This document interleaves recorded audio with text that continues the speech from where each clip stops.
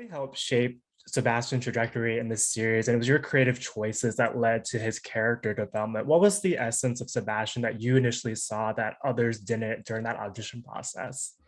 I think there was a quiet confidence to Sebastian, and I think the trap there when that audition came out was to make him cocky, Mhm.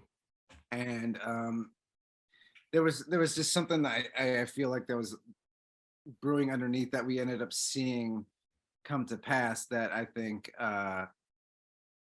was definitely evident in the character in the beginning as well. So I think the adding more of a kindness, a brokenness to Mm. him made a difference. Yeah, you've also said in other interviews that you didn't have any idea what was ahead for Sebastian at the end of season two, but at the end of the day, you were happy with the work that you put in. How early on did they tell you that they were bringing you back for season three, upping you to a series regular? Congratulations, by the way. What was it like getting that call? Right. Well, you know how there's all this there's always talk, and you talk with different producers, different writers, and they're like, "Oh, we'll see you in season three. We'll see," and you're like, "I'm not gonna really put any stock into that until like I'm actually there and doing it, right?" And so it was pretty early into our hiatus where I got the news that I was being upgraded, and then they announced it right before we started shooting. Of each season, Christina and Bob sit down with each of the actors and they discuss what they want to see from their characters. What did you want to make sure was part of Sebastian's storyline in season three? Oof, I mean, it was so open ended at the end of season two, and I had no idea where it was going. I know I told them that I wanted to fight again. I was like, at least let me fight one more time. And but I wanted to see, since we were uncovering all this mystery about him in season two, I wanted to see new things come at him and see how he would react to these new challenges.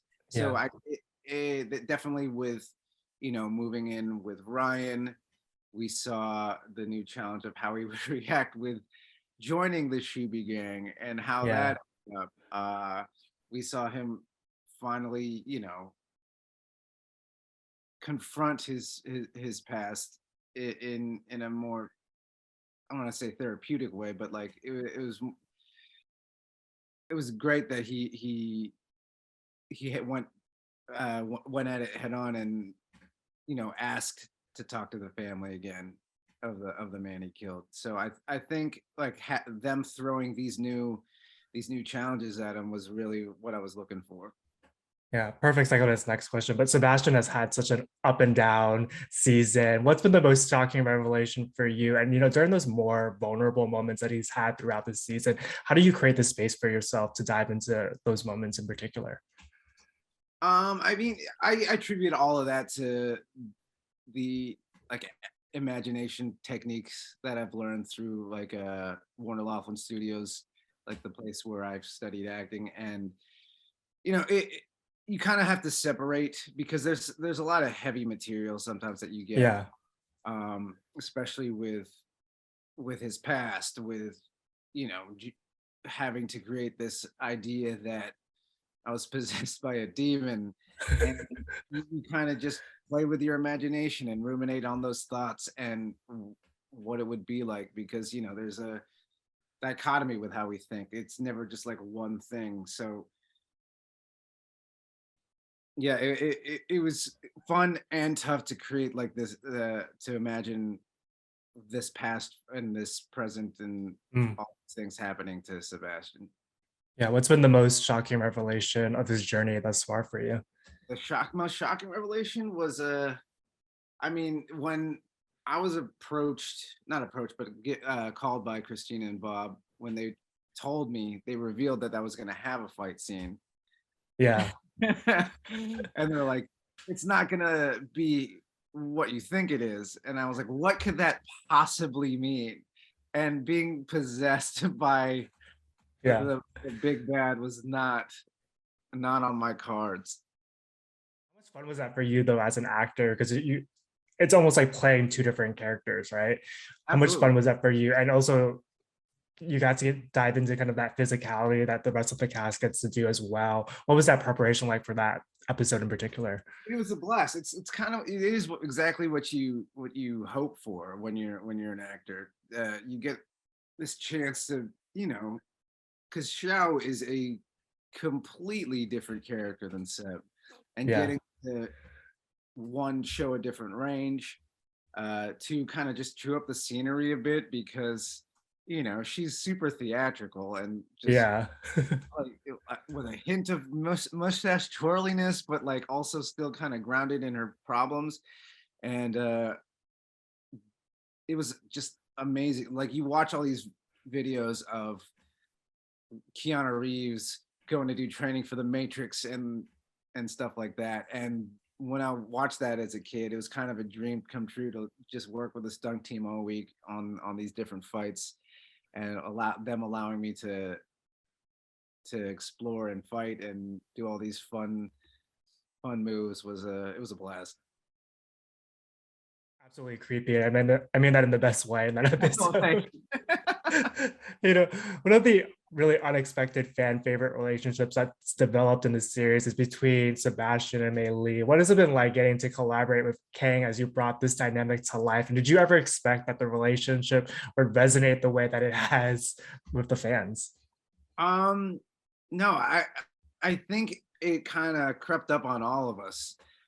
There was a scene in season two where we're trying Melody Dumpling's dumpling for the first time, and there was just this very like real connection, and it was one of those moments as an actor where you're like, wow, this actually feels like I'm doing it as opposed to like acting. And she's a dream scene partner. She's super giving. She's always emotionally full and just present. And she's definitely one of the best scene partners I've ever had in my life. And working with her has, it's like going to play every day. Mm, And we didn't expect any of that to happen, but I think the producers, when they saw that scene in season two, they were like, "Oh, this is a thing." And yeah. I remember Olivia telling me when she saw the early screener of that episode, she was like, "Y'all were like borderline like a couple in that scene," and I think they built a beautiful relationship out of it through the past two seasons. They're soulmates in a way. They're just they get along so well, and they each have similar dreams. So I think it just naturally came to pass. Yeah, definitely. And this is also the longest that you've lived with a character. Has anything surprised you about the experience thus far? What have you learned about yourself and your craft being a part of this cast?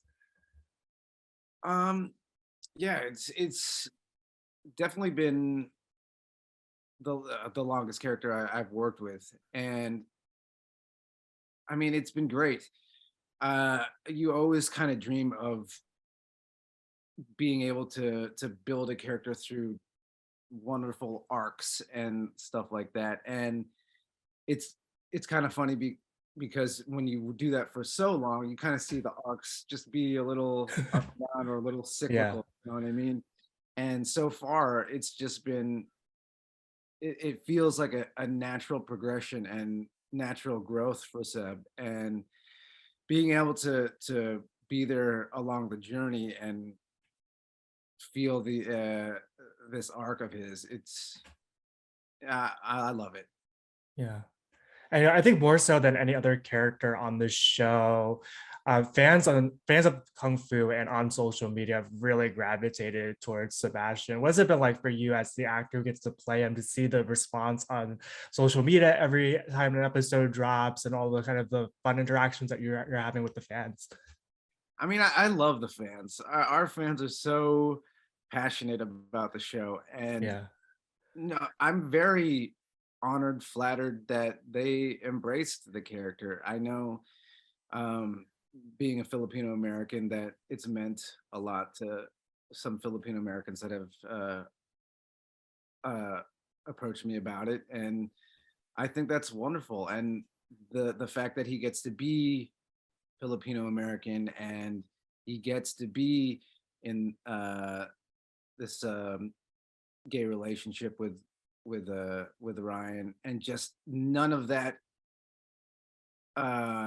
is a problem on the show. Like it's never yeah, considered as like, oh, this is a thing, or like being Filipino is a thing, and they just get to live their lives yeah.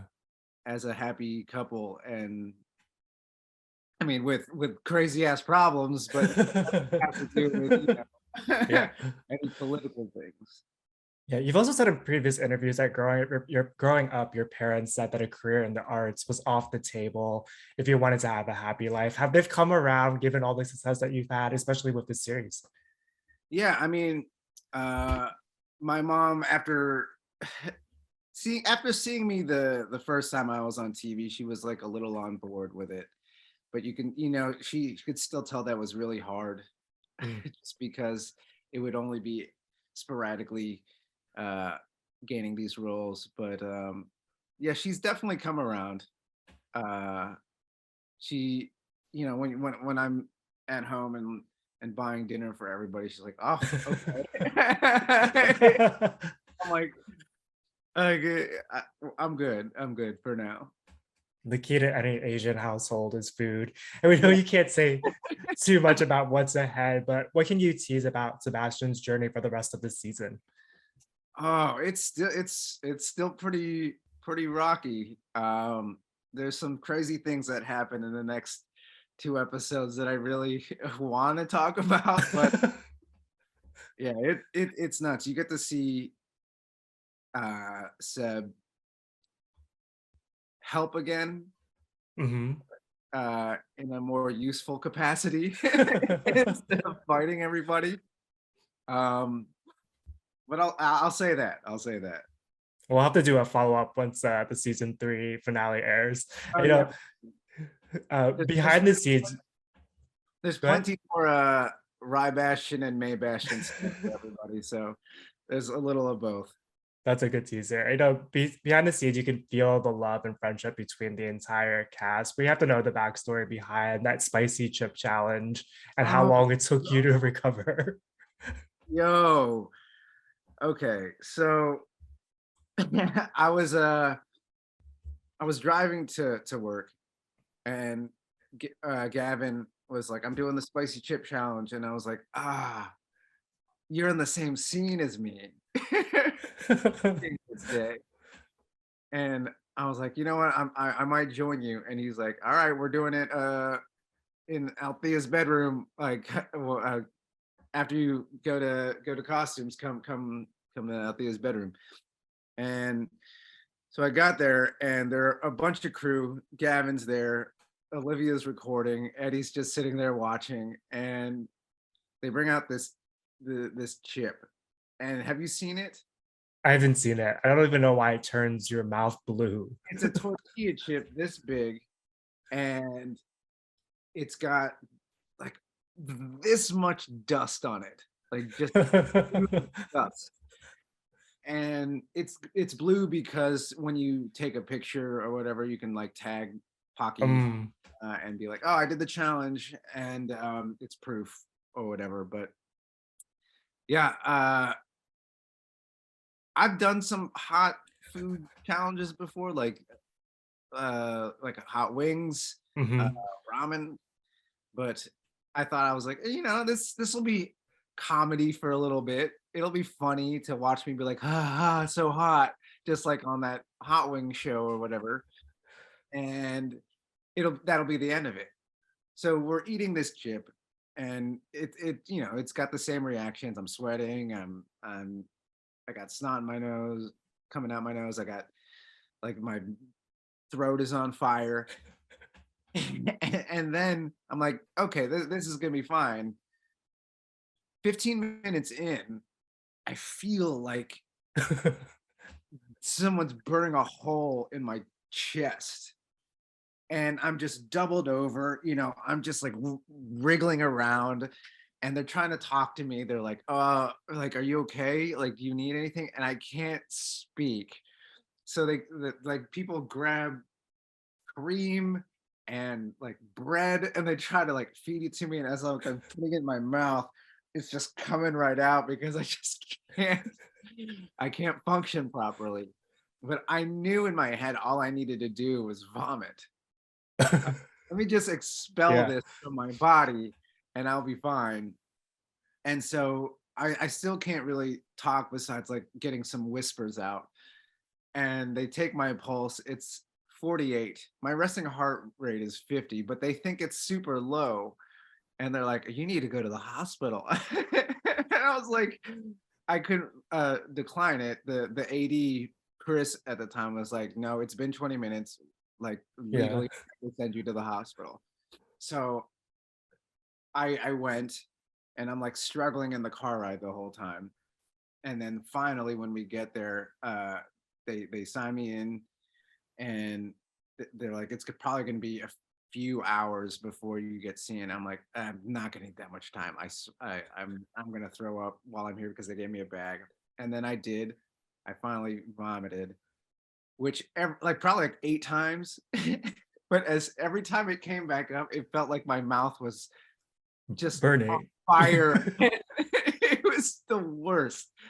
And but as soon as I got that last one out, I was like, okay, I feel good. So I called the driver, who was Tim, who was on the bridge that was like right by the hospital, and it was like a 5-minute drive. I was like, no, like, don't go back, come pick me up, like, I'm going back to work. So I told them to take me off the system. Tim came back, picked me up, went back to work, hit up hair and makeup, jumped in the scene like an hour later, and we Oh shot. my gosh. Yeah, it was You're a wild. trooper. And now we know never to do the spicy chip challenge. They sent a memo out afterwards to the it was like, no more spicy chip challenges. Last question for you, and it's a fun one, but you got to show off your musical talents on an Instagram live recently. Is music on the cards for the future?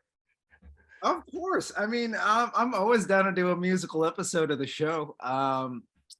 No, I usually just sing for fun. I'm very thrilled that I am part of a